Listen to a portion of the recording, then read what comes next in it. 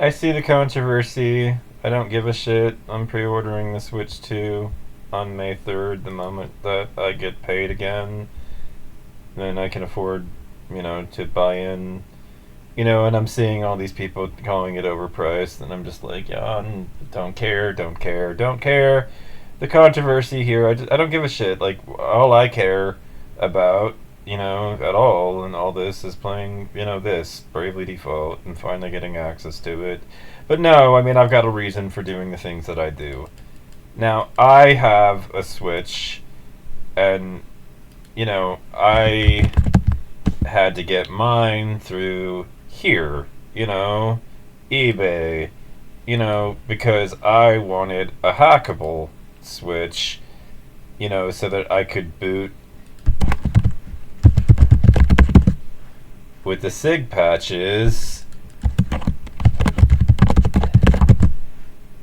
into Atmosphere, and then load my pirated games into it, which, I can easily get from here, you know.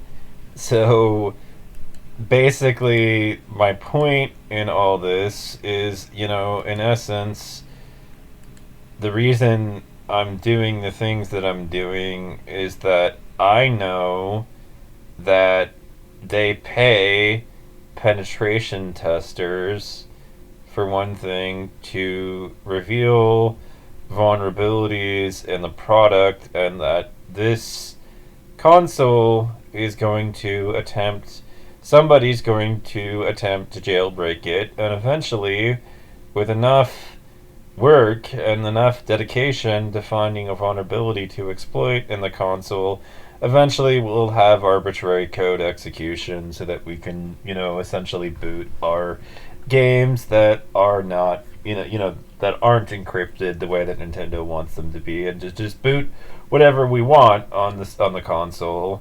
But truthfully, in order to effectively be the member of the Wares community that I am, and to enjoy that piracy, that I am best suited to have things on as low a firmware as possible.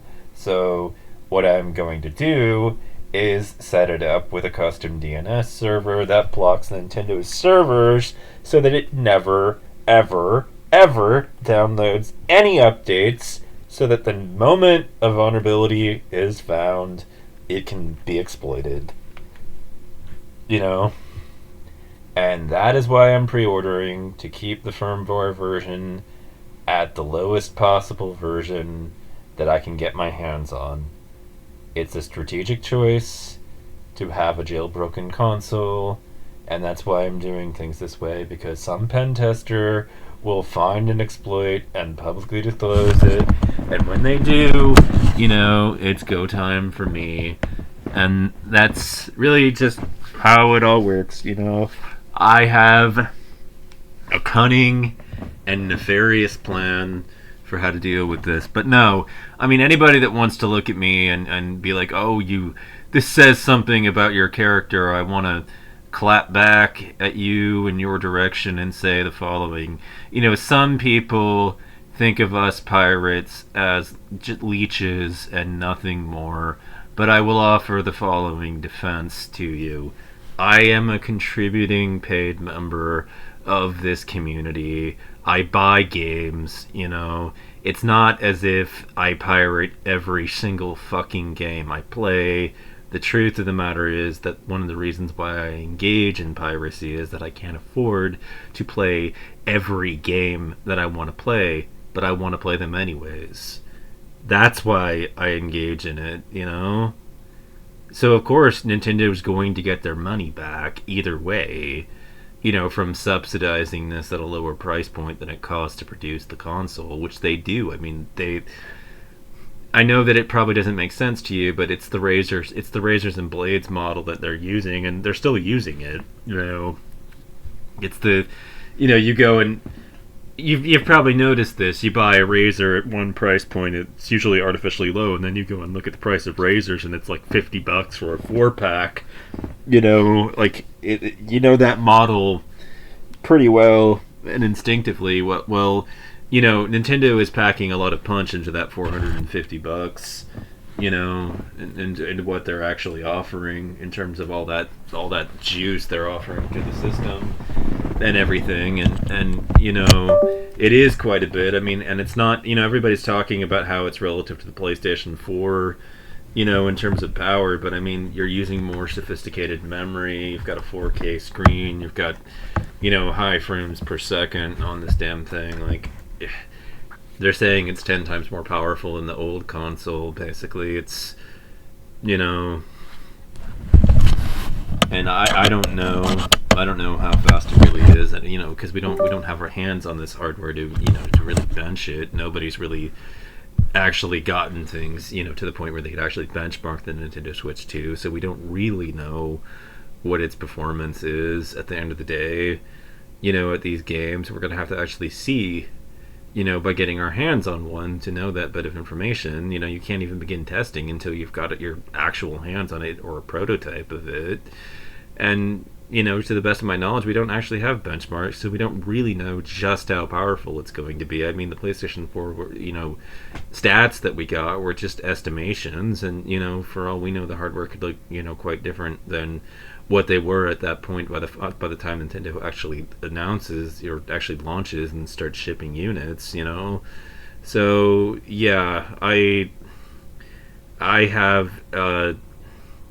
reasons for doing things the way that I'm doing them. I will say something has changed, because I remember pointing out that I felt ripped off when I pre-ordered the PlayStation 2. My family took me to the mall. We pre-ordered it. Like, oh god, it was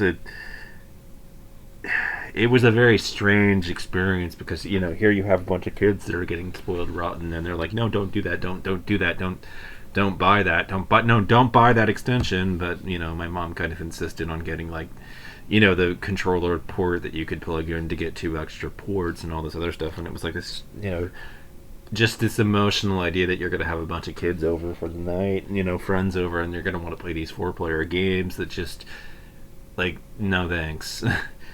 Like, it was all this just emotional logic in her head that, we knew wasn't really going to happen and wasn't realistic, because I don't, like, like Mario Party, when everybody was playing that stuff, I was just like, no, you guys have fun, I'm not interested, like, it just wasn't going to happen. And I know that that's not a PlayStation title, but I mean, like, if there was a 4-player game on the PlayStation, I probably wouldn't be interested in playing it with my friends. It just wasn't going to happen. And so we were trying to talk her out of it, but she wasn't listening, and so we ended up with all this additional hardware, and then we took it home, and it sat on a shelf for 2.5 years as a overglorified paperweight, because basically there weren't any games that we wanted to play until quite deep in the PlayStation 2's life cycle.